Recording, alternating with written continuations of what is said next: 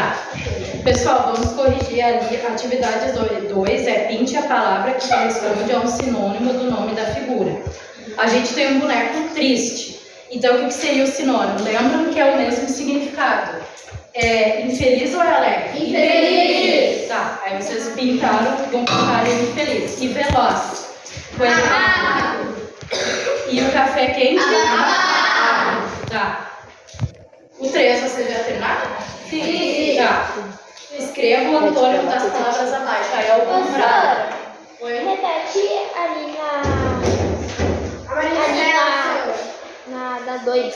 Da 2? É. Triste? Não. No outro. Pode.